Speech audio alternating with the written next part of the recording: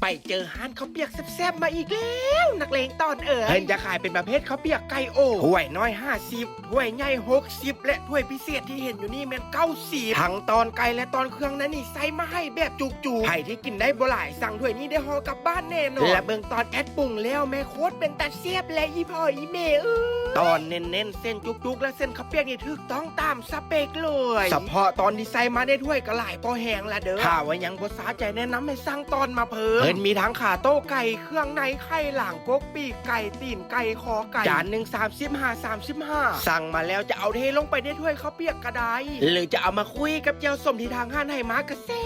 บหรือว่าไปจะกินเฟอทางห้านเพิ่นก็มีคือกันเด้อนอกจากนั้นก็มีอาหารตามสั่งอีกหลากหลายเมนูบอกว่าจะเป็นข้าวผัดทะเลต่อมาด้วยผัดไทยที่โคตรจะซุ่มซ่ามและจานนี้กะเพราหมูสับปั่นสาเขียวและกาแฟเย็นๆก็มีให้ขอนักเลงตอนขอภูมิใจเสนอห้านข้าวเปียกไก่ผู้โอ่งเยาวราชห้านเพิ่นเปิดทุกมื้อตั้งแต่8 โมงเช้าจนฮอด11 โมงแลงร้านเพิ่นก็ซอกบ่ยากเด้อตั้งอยู่บ้านห้องไก่แก้วต่อหน้ากับภัตตาคารสร้างเพือกเลยหรือใบดีขี่มาจากบ้านสีบุญเฮืองมาฮอด3 แยกห้องไก่แก้วก็ให้เลี้ยวขวาเข้ามาจะเห็นห้านอยู่เบื้องขวามือพอดีเลยจ้า